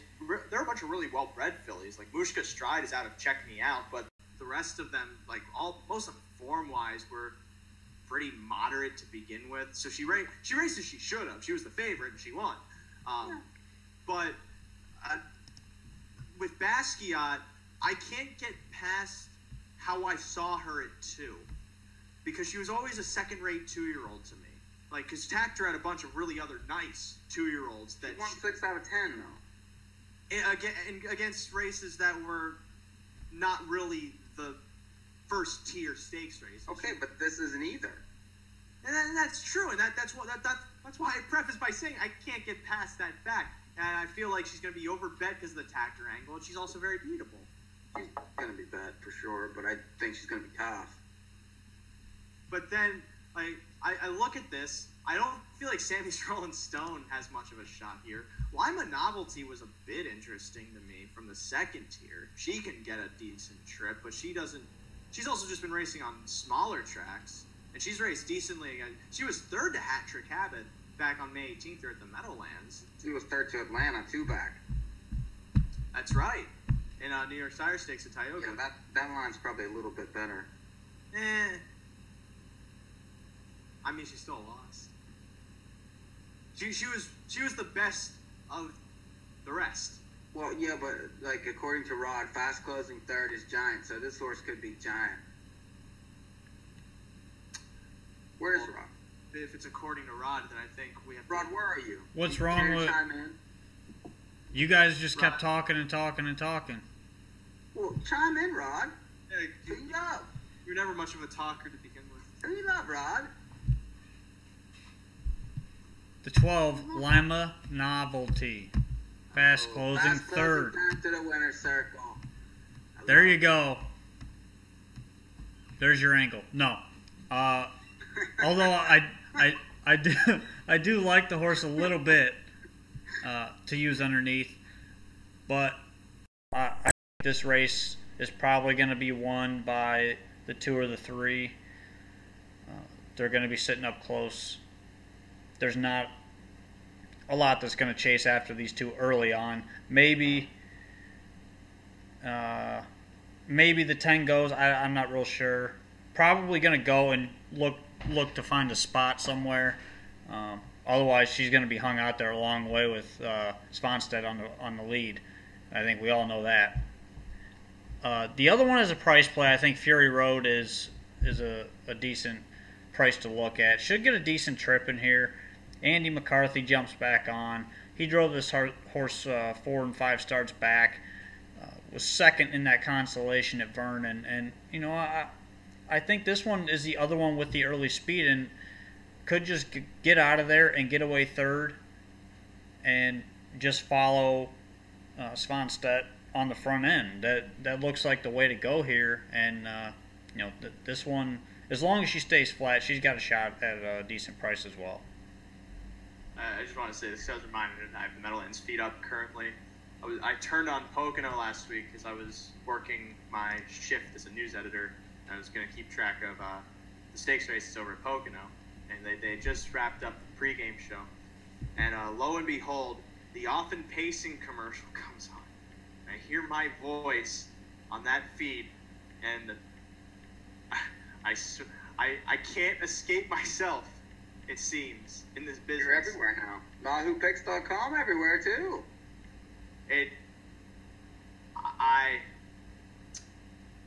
I like Repentance in this Reynolds trot. I feel like Lima Novelty is a good horse to use underneath. One thing I'm wondering is why Lucky Ava's not Oaks eligible. That's interesting to me. The Oaks eligibles in this race, off of memory, because I think I remember him pretty well. Fair Chase is eligible, Basquiat's eligible, Chow Dulce's eligible, Fury Road's eligible, Rolling Stone's eligible, Repentance is eligible, What a Knockout is eligible, and Lima Novelty is eligible. And those are the Oaks hopefuls in the race, which that's sometimes an angle you can use. But Lima Novelty seems like she'll be a decent price to at least complete the ticket. I'd consider using Basquiat underneath, but I prefer Lucky Ava more. I like Lucky Ava best. The second elimination for the Meadowlands Pace is the 8th race. It comes right after the 7th, which, I mean, when you think about it, it makes a lot of sense why it comes after the 7th being the 8th race, but you really have to think about it. And we have 2 supplements into the Meadowlands Pace entered in this race. You'd think that they might want to divvy them up, but no. They're going for the same cash. Courtly Choice starting from post 2, and Jimmy Freight starting from post 3. Now, I feel like Courtly Choice is going to miss the final and then win the consolation by like 30 points. Just the again. Trend. He's been pretty unlucky, though. I mean, he can't. I mean, the NA Cup was criminal. What happened to him there? And then drew the 8-hole in his elimination against Lather Up, Nutcracker Sweet, West Delight. That's a tough spot for anything. From the 8-hole, too. Yeah. At Pocono. It doesn't matter because they're not beating Jimmy in this race. I don't care. Oh, now you like Jimmy. Now you like Jimmy. I've always liked him. Oh. You didn't like him because he was a 3-year-old in the Mohawk Gold Cup. He's still a 3-year-old now. Well, yeah, but he's not facing Sintra, McWicked. What do you think those horses would do to these? Race them. Pass. Typical Ray. Let me see if I can think of something clever. Nope. First, I don't have to think of anything clever because you know why? Everything just comes right out of my mouth or in my actions. Steve, if you think you're quicker than me, good luck to you. I am a no thinker. You should know this by now, given some of the things I've said. No thoughts at all. Jimmy. That's all. The only thought you need for this race, Jimmy. The only thought is breathe in, breathe out. Breathe in, breathe out. Because you don't do that, Jimmy. Mike. I know you. I know medical school might not tell you this. You don't breathe in, breathe out. You drop dead. Jimmy. Well, I'm gonna try to beat Jimmy Freight here with. Why? Who was Listen. the fast closing third, Rob? Listen. It was Jimmy Freight. Yeah, there's your angle. Who, Rod? Courtly Choice. Okay, I mean, fine. I don't. Jimmy Freight's going to be 3 to 5. I know. I'm not. So what? Just watch him. I've watched him every week. I know what he's capable of. He's a very good horse. But I'm going to try to beat him. It's his first time down at the Meadowlands. Maybe, he got there a few days ago. And he's a sports writer. Remember what happened to him? But he wasn't that good. Well, I mean, the horse obviously deserves to be respected. I'm going to try to beat him because he's going to be a very, very short price. And Courtly Choice, he's either unlucky or tons the best. So I'm hoping he's tons the best tomorrow. The races he's tons the best. He's beaten like Babes Dig Me, Heavenly Sound. I know. Yeah, I mean. But wait, Mr. Teacher Man, I have a question. If you like Courtly Choice, and Mike kind of touched on this, you gotta like Babes Dig Me. Came out of a similar spot at Pocono. Got killed. Just opted not to go in the consolation. I feel like he's viable underneath. Yeah, underneath. If you're gonna play anything in this race, you have to play an exotic. If you ask me, and you got to find the price horses that can complete it, and this horse certainly can. Yeah. I think you have to be against the one if you want to play the race. The one sucks a lot. Yeah, well, he doesn't suck, but I mean that was a very inflated mile last week. Right. The horse was giant. I mean the horse was absolutely awesome last week. I'm going to give him that. What's wrong with the 6? If you're looking for a price. Don Lauderdale. Yeah. First things first, I'm not a big fan of Fort Lauderdale, Florida. I'm not a big fan of Florida, period. But if you look at this horse, because he's different from the state, he looks okay. I'm saying for a price. I don't know that he can win it. I don't think he can, but for a price to get a piece, he's sharp enough. He's kicking home like crazy. That race, remember that race on the 23rd, Rod? I mean, the horse was locked up the entire way and still flew home. But doesn't remember that race? Yeah. Doesn't a horse being locked up help them when they get out? Because a lot of times they're full of pace, like he was after they You went. have to watch this replay. Just go watch a replay. He got out at 3/4. No, he didn't. But that's what watch the race. Watch the race. The chart says he was out. Why would the chart lie to me? Rod, tell him, please. Go watch it after the show. After the show. This is the difference between you and I. I actually watch the races, and you look at stuff and just assume things, and then you take it as gospel instead of watching the races. Well, here's my reason. He was out at 3/4. Well, you didn't watch the race. He wasn't. I've seen enough races to know how things go. We're going to talk about this off the air.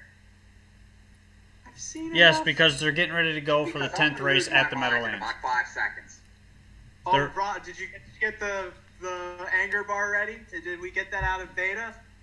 No. I want this to be the sound when it hits the top. No. Couple shout outs to Johnny Roberts, who's watching, Jason Settlemore, Mike Bozich, Homer. I missed that one too. I'm shouting them out. Who are you shouting out? I'm shouting out the names, except I'm actually shouting them out. You're not really much of a shouter. You're a very soft-spoken yet angry person. Yeah, you don't understand the concept of shout outs. You just take it literally. Because in order to shout, you No, have to escalate. taking it literally is not the same. By the way, we're all still live in the pick 4. Yes. And there actually, if you look, there's 5,500 left. The pool was 112,000. I'm live to 1, 5, and 9. And I will beat Rod with a dictionary. I have 1, 3, 5, 7, 8. 5. The 5 is 12 to 1. Hold on. Hold the phone. Hello, Mrs. Lighty. Will you take 20 minutes and we have a lot to do. What? It's 20 minutes or 20 seconds to this race. Yeah, well, I put my money on Mrs. Lighty. Looks like the 2's going back to the paddock. 2 has paddock. Now let's talk about the graduate pace. The graduate pace is a time-honored tradition, mostly because it's held every year, and this year it goes to $250,000 like it does every year, and it's the 10th race on the Saturday program. We've got 1, 2, 10 horses on post for in this race. Highlighter to the outside has been racing really well in the series. He starts from post to 10. He's 3 to 1 on the morning line, making him the morning line favorite. Me So Fast has been off since June 10th, but here Louis Philippe Bois picks up the drive. He's 7 to 2 on the morning line. And the third choice here at 9 to 2, the 3 Western Joe, who just seems to have not really hit his best stride at this stakes level yet. Still picks up checks and is still involved.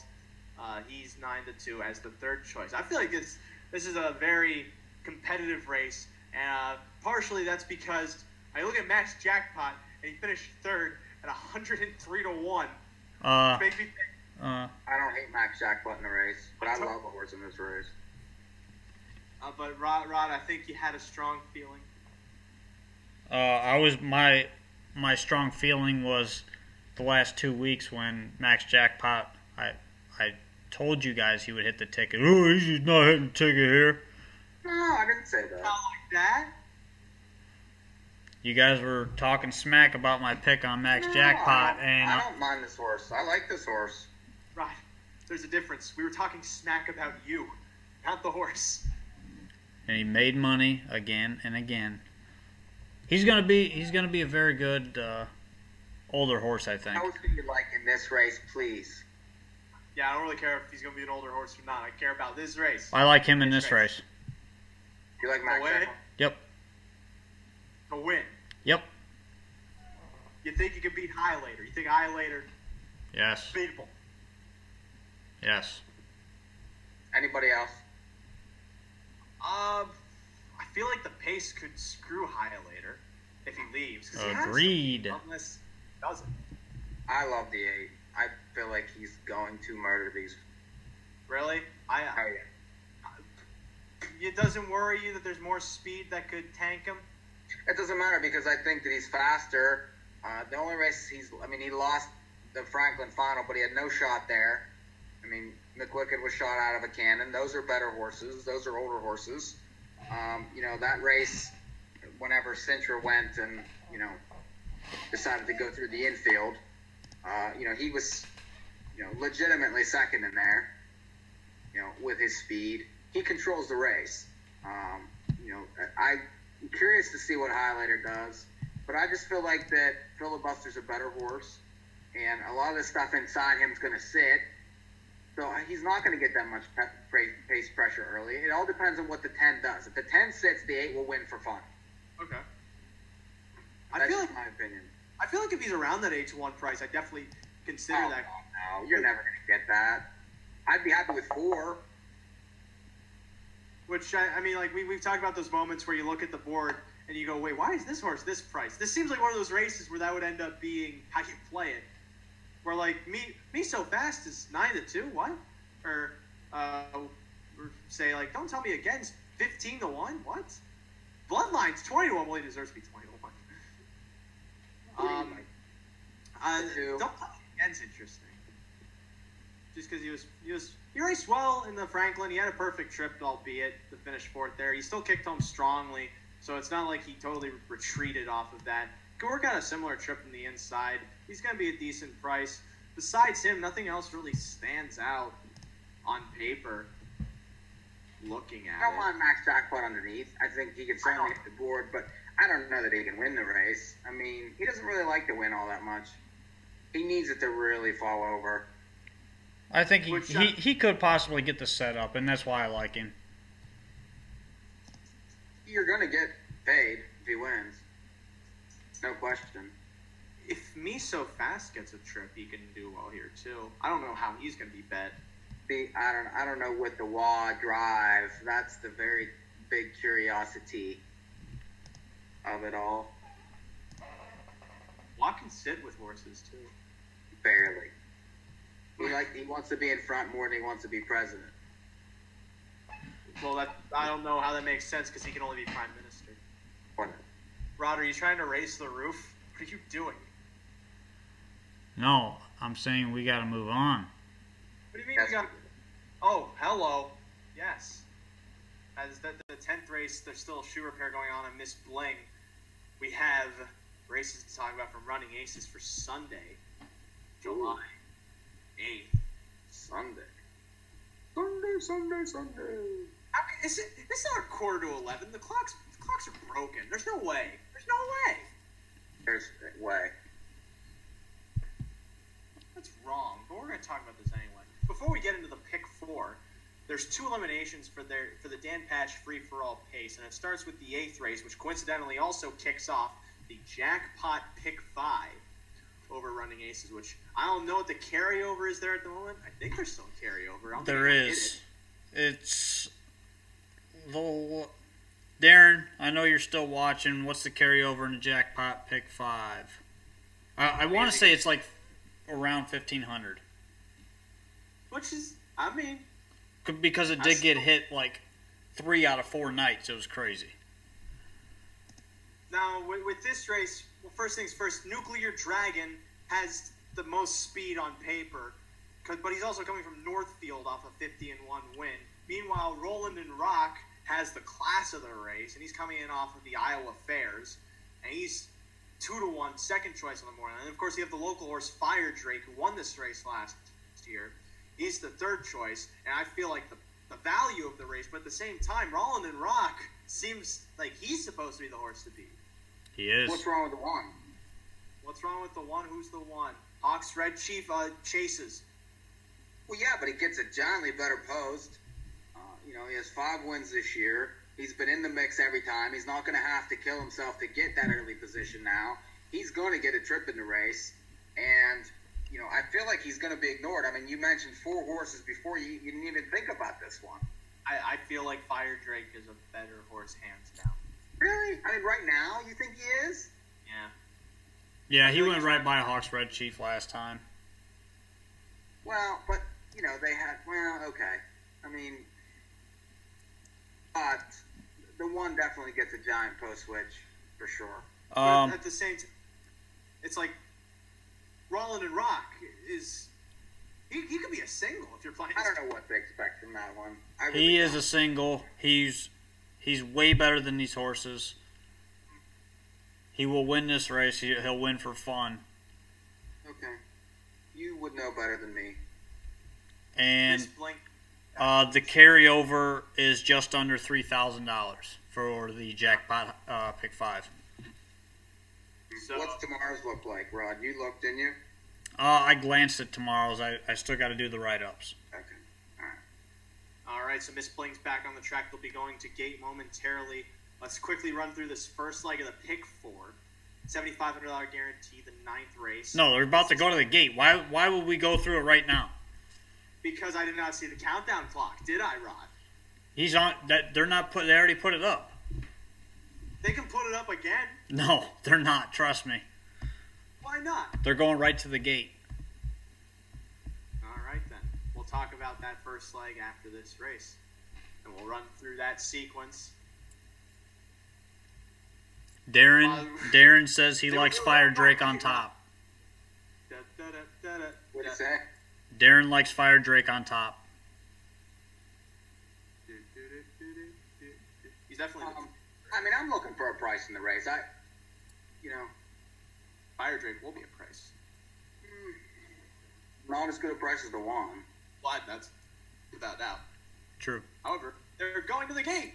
Danery's Hanover to the outside. It's a 6-5 favorite.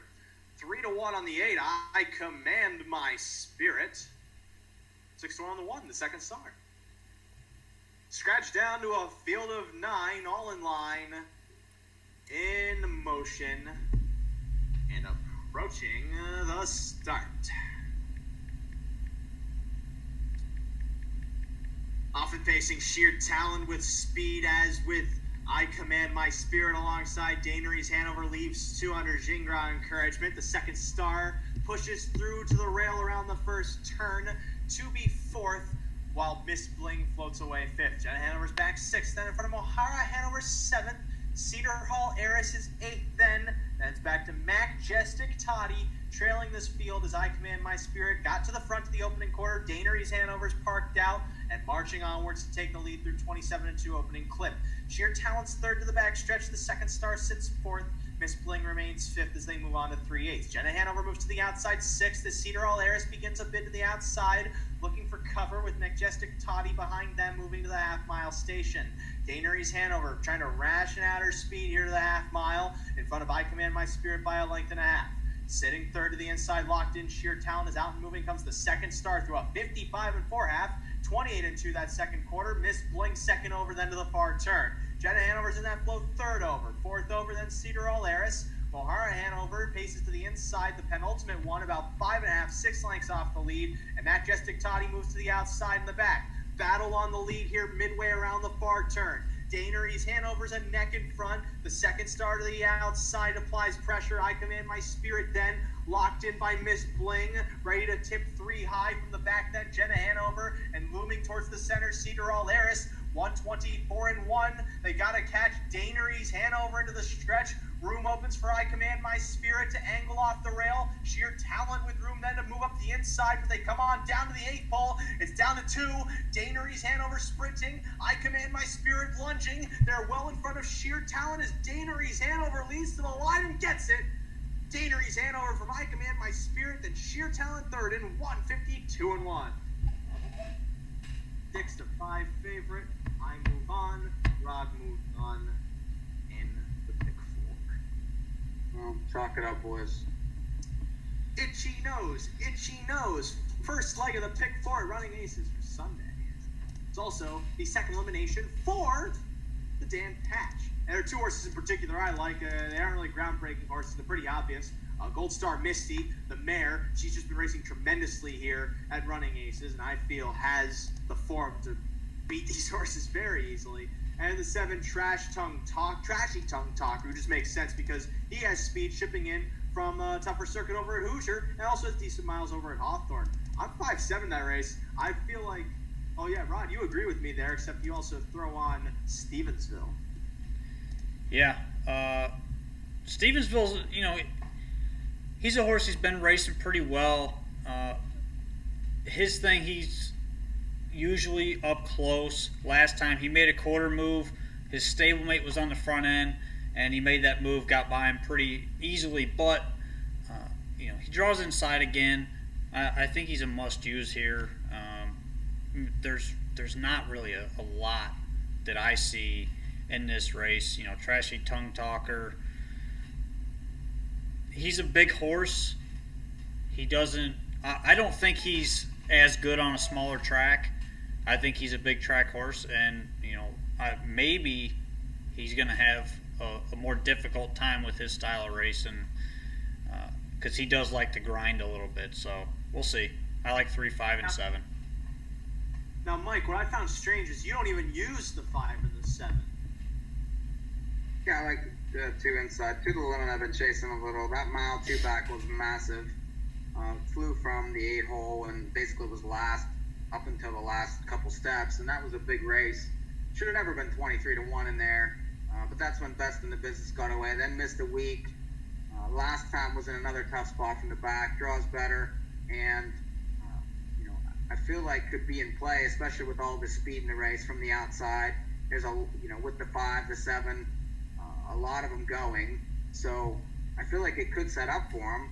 And another horse that's going to be a price. And then the 3 Stevensville, who is racing extremely well, and is going to be involved in the mix early with that speed. But I just feel like it's better than the mare and better than like Rod said, the big track horse who's stuck with the outside post. I'll try 2 and 3 in the first. Second leg of this pick 4 is the 10th race on Sunday. Mike, I felt like of all the races, this one is probably the most wide open, perhaps next to the one following this. But as for you, you agreed with that and you go all. Yeah, I was all here. No real opinion. A lot of these horses are struggling. The horses that are in form are drawn outside. I really have no. I feel like any horse, even the 7 getting second Lasix, can win. I'm not going to use 6 out of 8. I'll just use them all and see how it works. However, Rod, you'll use 4 out of 8. Yeah, I'm going 4 deep. The 2, I think this horse fits and draws inside. Should stay close and makes moves every so often, which is a good sign for me.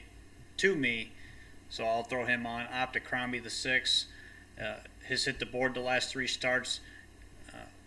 Obviously, this horse plays well here. Must use. The 7, Avoid the Noid, second time Lasix, big angle for me, and comes off a decent race. I'm going to throw him on, and then the 8 is the obvious horse here, Fear Factor. You got to have him on your ticket. I agree, and I use him. I use Fear Factor. I also use the 4, Read Me My Rights, who's my price horse in this race, coming in from the fair circuit off of 2 straight wins. Moved up to this level 3 back and just broke. He didn't get away well because of the outside post. I feel like, given his win at non-winners of 1, if he could somehow pull that form into this race, he could certainly win. And plus, I've seen a lot of these fair horses come back and do very well, which that said is why I use him. I'm 4-8. I agree Fear Factor is probably the best horse on paper, with the post is a bit of a concern. However, at the same time, he's probably the best horse. The 11th race, though, perhaps the most wide open because it's a maiden race, and Rod, you particularly are really vouching on the fact that the 9, Singin' Sandy, is just miles faster than this. Way better. This horse will go off like 3 to 5 from the 9 hole. And if you get even money, you can just bet with both fists.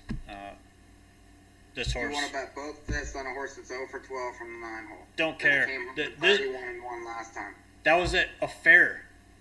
Doesn't matter. Yes, it does. 6 at a fair was last. Okay, show me something else in here that can go in 56. Well, but I don't. How about show me something that can go in 59. Yeah, okay, there's that 56 line, but there's a lot of last place finishes and getting murdered. I mean, and still get denied against stakes horses. That's against stakes horses. This horse is way better. Way better. Okay. Well, the horse has made $3,700. I wouldn't remortgage the house yet, Rod. If you're planning on it, good luck to you. Well, I'm leaning my ticket. My ticket is on that horse. If she loses, I lose. I use that horse. However, I also use a Betty. Even though she has a lot of breaks, she still has the potential, if Singin' Sandy is not a 56 pacer, as I kind of think she might not be. She can be a 59 pacer and win. Yeah, but she could also be a 2-minute pacer and win. These other horses can go 2 minutes and win. A Betty made a decent move last out, although kind of just for some reason got a little bit head shy, stuck her, and then started hanging, and then she broke. It wasn't really that great of a stretch drive, but she still put herself into the mix last out, and that to me is what I look for, because in a race where there's almost nothing else, you got to look for something like that if you're not just going to go to the favorite, which I'm not. And I also use the 1 Mystic Wonder, who closed well last time out, to finish second, and can also win this race if the 9 is not up to form. I'm 1-4-9. Mike, you somewhat agree with me on the 1, but you go to the 2-year-old. Yeah, I'm 1-7-9. The 1, 0 for 15, but draws well. Finished second last time. The 7 is, interesting in the sense that, this horse has been right there the last 3 out of the last 4 races. And it's taken money, too, and I don't mind Longo. At least he tries. It's a 4-year-old against some younger ones. And then the 9, like Rod said, I don't have the confidence he has, but I get it. I mean, it's impossible to not use the horse. also hard to have the confidence Rod has. Let's get some, or here's some big four-wheel pays also. So the 4 and the 8 for 50 cents. The 4 returns $73. Yeah. The 8 returns almost 100. Well, that's what happens when the 9 wins the third leg. So we needed a price in that one. That said, once again, if it comes in, Ray's ticket the most profitable. The final leg of this pick 4 is the 12th race. Now winners of 5 to 6. I felt this was also a really wide open race. However, I looked closer at it. I was able to narrow down to 3 horses I feel stand out. Rod, you just... No, I thought this race was wide open. There was a lot of different angles I looked at here trying to find, a horse I could confidently toss off the ticket, and I just couldn't do it. So I hit the all button here. Nothing stands out to me. I'm not going to try to toss 1 or 2 of them. So I just used all, and as you can see on the live feed, on the video feed, makes my ticket $54. Now, Mike, you narrowed it down to 2, and I like the 2 you used, but you don't use the 1, which is strange to me. I could see the 1. The horse, got back into like the numbers of 4 or 5s last time and raced well enough, but had a perfect trip and still couldn't win. And you know how I hate those types. Would you call it a perfect trip? You made 2 moves. I don't know. Okay. In the instance of time, I like the 2 who broke at the gate last time and still rallied well. Ended up, that was a really goofy race that night. This horse was 16 behind to within 3/4 of the length of the front, and then ended up tiring at 3 to 5. If the horse stays flat, going to be very difficult to beat. And then I'll try the 2 or the 4 also, who was claimed and stepped and has 5 wins this year. Draws better. The horse raced okay at this level, 2 back, even though it was 40 to 1. So 2 and 4. I agree with those 2, but I also like Crash and Burn, who moved up to this level after decent miles from poor posts against the step below this, a decent mile against the 2,700. Any kind of more conservative trip than the one he got last out should win him this race. And if he's anywhere near the 7 to 1, I'd probably even book him to win. So that said, I'm 1-2-4 in the last leg, which makes my ticket go as follows for 50 cents, starting in the 9th race for the $7,500 guaranteed pick 4 running aces. I am 5-7 with 4-8 with 1-4-9 with 1-2-4. That's $18 for 50 cents. Mike, your ticket. 2-3 with all with 1-7-9 with 2-4. It's 48. And Rod. 3-5-7 with 2-6-7-8 with 9, the winner, with all $54. That does it for another edition of North American Harness Update. Next week, we cover the Meadowlands Pace. The week after that, no show Friday. The show is Sunday at Running Aces Casino and Racetrack, July 22nd.